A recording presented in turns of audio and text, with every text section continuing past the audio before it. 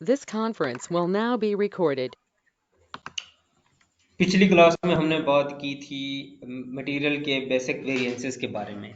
आज हम बात करेंगे सेल्स के और लेबर के वेरिएंसेस के बारे में। ये हमारी जो क्लास होगी इसमें हम बेसिक वेरिएंसेस के बारे में बात करेंगे, एडवांस वेरिएंसेस के बारे में बात नहीं करेंगे।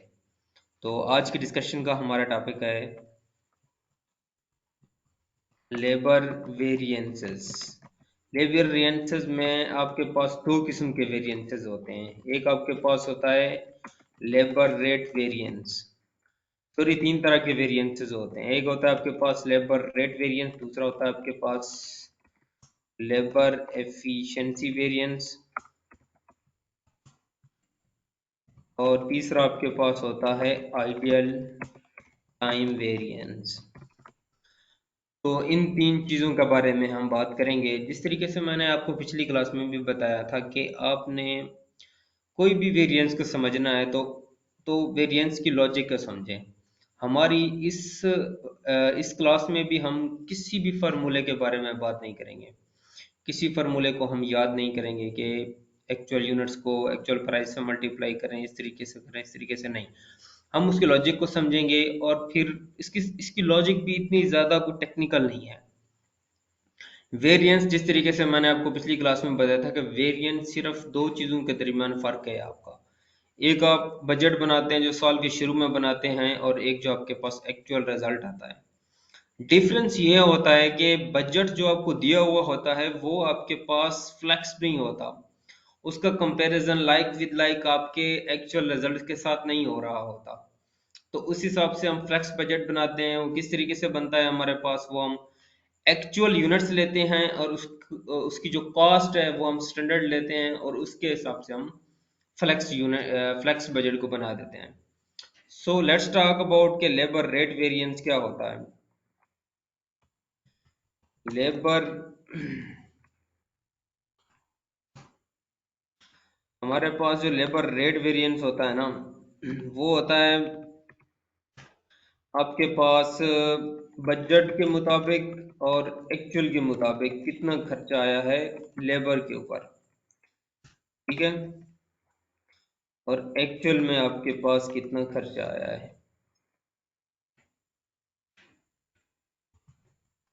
ठीक है, बजट के मुताबिक इससे क्या मुराद है? लेबर रेट वेरिएंस यानी कि बजट के मुताबिक लेबर के ऊपर इतना खर्चा आना चाहिए था, और एक्चुअल में लेबर के ऊपर कितना खर्चा आया। अब ये रेट के ऊपर बात हो रही है हमारी। ठीक है, तो आइए देखते हैं कि हम बजट के हिसाब से क्या करेंगे। मैंने आपको कहा हुआ है पिछली क्लासेस में भी कि हमने फ्लेक्स बजट के ऊपर बात करनी है, ताकि हमारा कंपैरिजन लाइक विद लाइक बने। तो देखते हैं कि हम किस तरीके से ये बजट लेबर का कैलकुलेट कर सकते हैं बजट के मुताबिक कि कितना खर्चा आया होगा लेबर के ऊपर। आप इधर आके क्वेश्चन को देखें तो आपको स्टैंडर्ड दिया हुआ है, आपको ओरिजिनल बजट दिया हुआ है, और आपके पास एक्चुअल रिजल्ट्स दिए हुए हैं। तो इस हिसाब से हमारे पास जो बजट है ना, बजट में हमने हमारे लेबर की जो कॉस्ट है ना, वो हमारे पास दी हुई है 165, और एक्चुअल में हमारे पास दी हुई है 5035। और हम बजट के मुताबिक यूनिट्स बना रहे हैं। बजट के मुताबिक हमारा लेबर जो काम कर जो हमारे पास प्रोडक्शन बन रही है वो 55,000 की बन रही है, और एक्चुअल में हमारे पास 56,000 की बन रही है। तो हमारा ये कंपैरिजन लाइक विद लाइक नहीं बनता। तो हम इसलिए फ्लेक्स बजट का सहारा लेंगे और उसके मुताबिक अपना बजट बनाएंगे, और एक्चुअल रिजल्ट्स हमें दिया हुआ है तो हम वो वहां से उठा लेंगे और वेरिएंस कैलकुलेट कर लेंगे। जिस तरीके से हमें यहाँ पे दिया हुआ है कि हम किस तरीके से कैलकुलेट करेंगे कि बजट के मुताबिक लेबर के ऊपर कितना खर्चा आया है। सिंपल बात है, आप लेबर आवर्स निकाल लें, लेबर आवर्स को मल्टीप्लाई कर दें लेबर रेट के साथ, तो आपके पास आ जाएगा लेबर रेट वेरिएंस के लेबर के ऊपर कितना खर्चा आया है। ठीक है, कितना खर्चा आया किस तरीके से मालूम होगा? Labour hours multiplied by standard cost. Labour hours हमारे पास एक्चुअल में कितने हैं? एक्चुअल में हमारे पास ये दिए हुए हैं 85,000। ये यहाँ पे दो दिए हुए हैं, 85,000 भी दिया हुआ है, 83,000 भी दिया हुआ है। अब हमने कौन सा चूज करना है? याद रखें हमेशा कि आप जब भी लेबर रेट वेरिएंस फाइंड कर रहे हैं तो आपने जो है ना आवर्स लेने हैं हमेशा पेड के। क्योंकि सोचे ना, जरा कॉमन सेंस इस्तेमाल करें कि किस तरीके से आपने लेबर के ऊपर कितना खर्चा आया है, तो क्या आप जो आपने पे किया होगा ना उसी के हिसाब से आप एक खर्चे को अज्यूम करेंगे ना। ये बात तो नहीं है कि जितने घंटे काम किया है मैं उस हिसाब से पे करूं। इन दोनों में से डिफरेंस क्या है पेड और वर्कड से? 85,000 के हिसाब से उन्होंने पे किया है और एक्चुअल में उन्होंने 83,000 सिर्फ उसके ऊपर काम किया है। मतलब 2,000 आप में से दो, दो 2,000 घंटे हैं वो हमारे पास वेस्ट हो गए हैं। इसका ये मतलब है। आगे हम इसके बारे में भी बात करेंगे। अभी ये है कि हमने 85,000 के ऊपर कैलकुलेट करना है, 83,000 के ऊपर कैलकुलेट नहीं करना। उसकी रीज़न ये है कि हमने खर्चा मालूम करना है कि हमारे पास कितना खर्चा हुआ है लेबर के ऊपर। तो 85,000 ठीक है, मल्टीप्लाइड बाय हम उसको करेंगे किसके साथ? लेबर की स्टैंडर्ड कॉस्ट। लेबर के ऊपर कितना खर्चा आता है एक घंटे के ऊपर? 2 आवर्स आते हैं, मल्टीप्लाइड बाय 2, तो आपके पास ये आ जाएगा।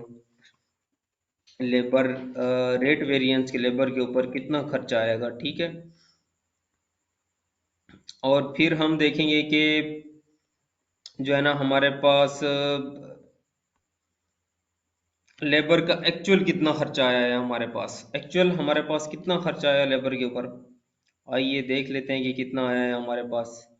एक्चुअल में हमारे पास लेबर के ऊपर आया है 180, ठीक है, ओके 180 ये लिख लेते हैं इधर। तो हमारे पास डिफरेंस कितना आ जाएगा दिस, ये हमारे पास कितना आ जाएगा एडवर्स, ठीक है। ये हमारे पास लेबर रेट वेरिएंस आ गया, ठीक है। अब हम इस हिसाब की बुनियाद के ऊपर कैलकुलेट करेंगे labour efficiency variance. Labour efficiency variance, labour efficiency variance से क्या मुराद है? इस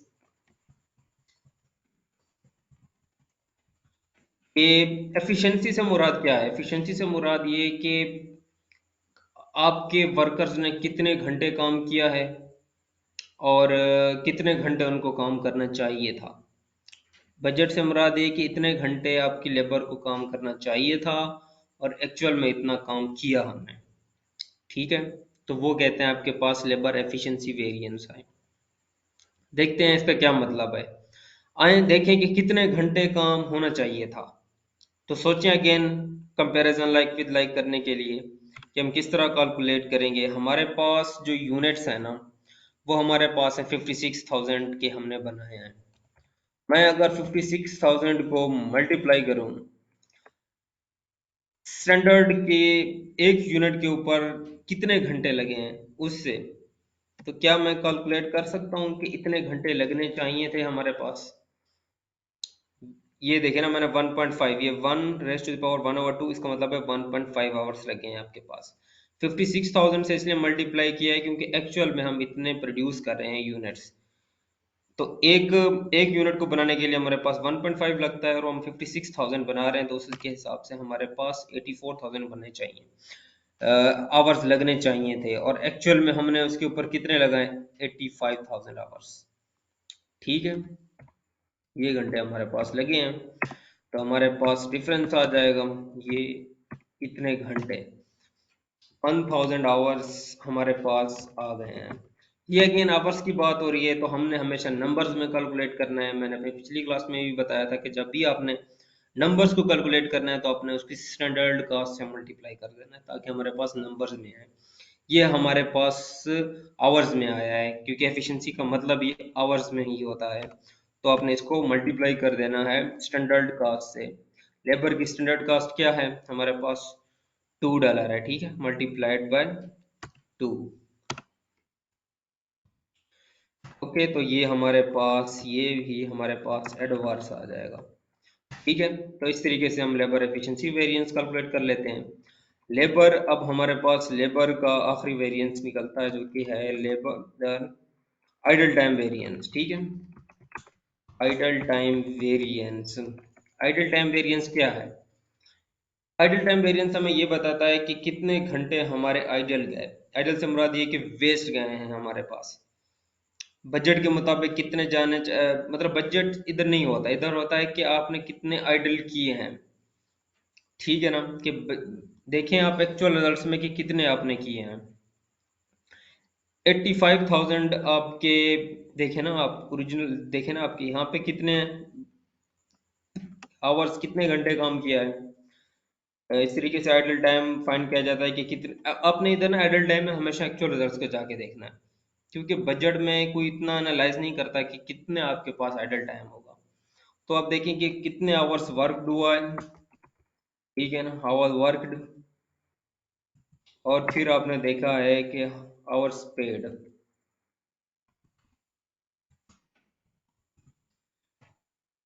कितने घंटे काम किया है आपने, 83,000। और कितने पे किया है कितने घंटे में, 85,000। ये आपको यहाँ पे दिए हुए हैं दोनों, ठीक है। तो इससे आपका आइडल आ जाएगा कि भैया आपके पास कितना आइडल टाइम रहा है। तो गेन 2000 का रहा है आइडल टाइम, तो आपने 2000 को मल्टीप्लाई कर देना है अपने स्टैंडर्ड कॉस्ट से। स्टैंडर्ड कॉस्ट आपकी क्या बन रही है, 2 बन रही है, मल्टीप्लाइड बाय 2, तो आपके पास ये भी वेरिएंस आ जाएगा, ठीक है। तो इस तरीके से हम सारा कैलकुलेट कर रहे होते हैं। तो ये हो गया आपके पास लेबर के वेरिएंसेस। तो अभी हम बात कर रहे हैं, बात करते हैं हमारे पास जो हैं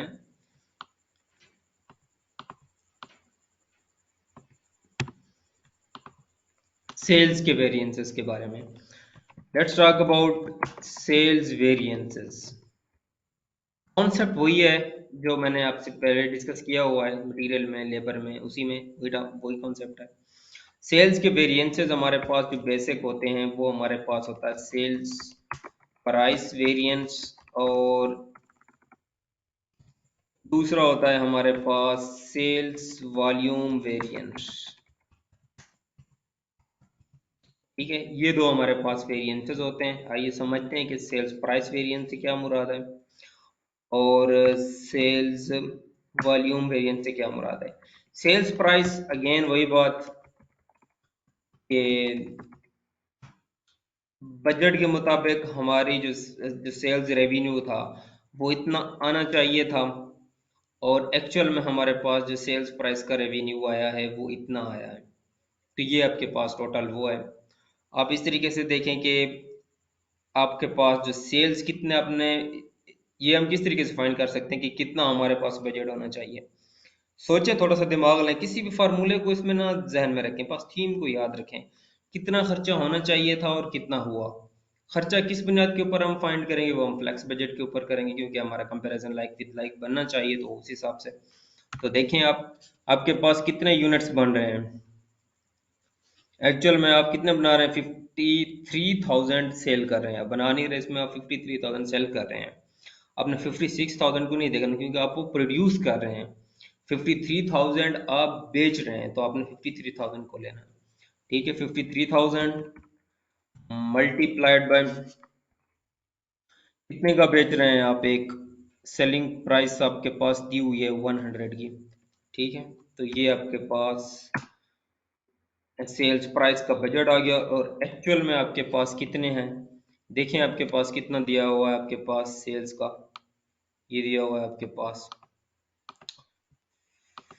5035। एक्चुअल में हमारे पास इतना सेल के ऊपर खर्चा, अब हमने सेल जनरेट किया है 5035 ओके। तो ये देखें आपके पास सिंपल बगैर किसी फार्मूले के आपके पास वेरिएंस आ गया है, जो कि आपके पास फेवरेबल है, ठीक है। आपके पास ये सेल्स प्राइस वेरिएंस है, ठीक है। चलें फिर देखते हैं कि सेल्स वॉल्यूम वेरिएंस क्या होगा। अगेन ये सेल्स वॉल्यूम की बात कर रहा हूँ मैं, यूनिट्स की बात कर रहा हूँ, ठीक है। ये हम किस तरीके से फाइंड कर सकते हैं, सिंपल है, बजट के मुताबिक कितना होना चाहिए और एक्चुअल में कितना होना चाहिए।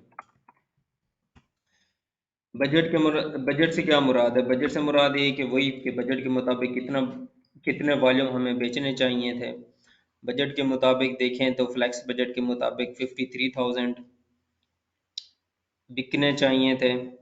सॉरी, ये बजट हमें ऊपर दिया हुआ है, ये हमें फ्लेक्स की तरीके से नहीं मालूम करेंगे कि कितने बेचे हैं हमने। बजट कितना बनाया हुआ था हमने बेचने का, हमने 50,000 का बनाया हुआ, ये ऊपर देखें ये, ठीक है। 50,000 का हमने सोचा हुआ था और एक्चुअल में हमने कितने बेचे, 53,000 बेचे हैं, जो कि यहाँ पे दिए हुए हैं हमारे पास, ठीक है। तो हमारे पास सेल्स वॉल्यूम आ जाएगा अगेन। सेल वॉल्यूम हमने इस तरीके से किए हुए हैं, ये भी हमारे पास एडवर्स आ जाएगा। ये हमारे पास नंबर्स में आ रहा है, अगेन हम उसको मल्टीप्लाई कर देंगे इस स्टैंडर्ड प्रॉफिट से, ठीक है ना, क्योंकि हम सेल्स वॉल्यूम कैलकुलेट कर रहे हैं, ये प्रॉफिट से हम मल्टीप्लाई इसको करेंगे, ठीक है। 99,000 का एडवर्स वेरिएंस आ जाएगा। अच्छा, हम इसको प्रॉफिट से मल्टीप्लाई कर रहे हैं, हम उसको अगर सेल्स के वेरिएंस है तो उसको सेल्स से क्यों नहीं मल्टीप्लाई करें, इसकी क्या लॉजिक है हमारे पास, देखें। आप जब आपने सेल्स वॉल्यूम की बात करनी है ना, तो आपने जब वॉल्यूम की बात करनी है तो हमेशा आपने प्रॉफिट लेना है।